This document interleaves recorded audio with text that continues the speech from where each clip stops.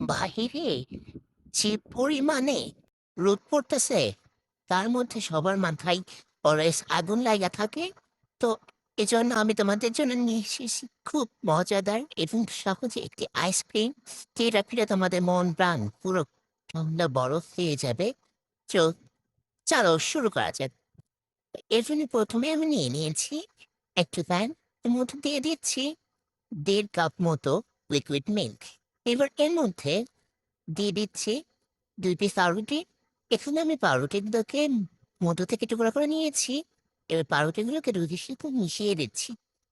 এবার এর মধ্যে দিয়ে দিব ৩ চামচ চিনি, ৩ টেবিল চামচ। আর আমি পরে আরেকটু এড করেছিলাম।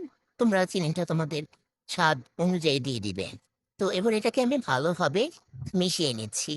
তো কিছুক্ষণ ধরে মেশাতে রেখে এবার যখন দেখবে এটা অনেকটা ঘন হয়ে আসছে, তখন এর মধ্যে আমি আরেকটু বাদাম এড করছি। এটা আগেই করার উচিত ছিল বা এখন করলেও হবে। তো এখন আমার এটা হয়ে আসছে, আমি এটা অফ করে রেখে দিব। এবার এর জন্য লাগবে হচ্ছে আমাদের আম। এবার এটাকে আমি কেটে নিচ্ছি। এবার দেখো ওটা ঠান্ডা হওয়ার পর কিন্তু অনেকটাই ঘন হয়ে গেছে। এটাকে আমি এখন একটা ব্লেন্ডার জারে নিয়ে নিচ্ছি।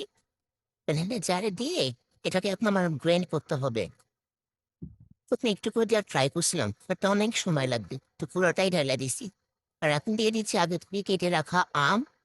এবার দিয়ে দিচ্ছি আমি ২ টেবিল চামচ মতো গুঁড়া দুধ। এবার আম, গুঁড়া দুধ আর আগে থেকে তৈরি করে রাখা ওই দুধের মিশ্রণটা দিয়ে ভালো মতো কিছুক্ষণ ব্লেন্ড করে নেব। আর এটা হইতে না সময় লাগে না, ৩০ থেকে ৪০ সেকেন্ডের মধ্যে হয়ে যায়। আমি ২ বার আরকি দিয়ে অফ করে নিছি। তো এবার এটাকে আমি একটা আইসক্রিমের বাটিতে ঢেলে নিচ্ছি। তো দেখছো? দেখে এখনই কত মজা লাগতেছে না?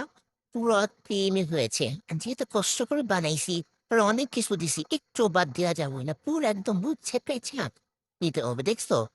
একদম মুটকি থেকেও বাদ দেই নাই, এখান থেকেও নিয়ে নিছি।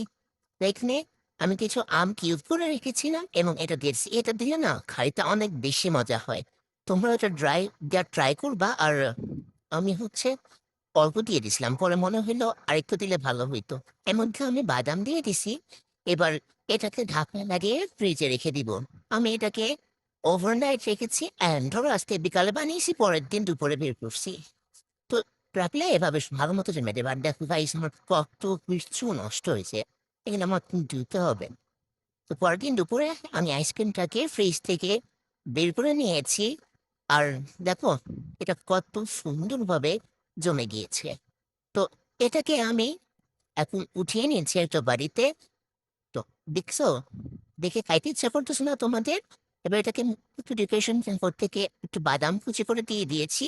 ভাই তোমাদের কি বলবো, এটা যখন আমি খাচ্ছিলাম আমার মুখের মধ্যে পুরো ফ্লেভার গুলো বাস্ট হচ্ছিল, অনেক মজা। তোমরা ট্রাই করে দেখো আর কেমন লাগলো অবশ্যই জানাবে। বাই।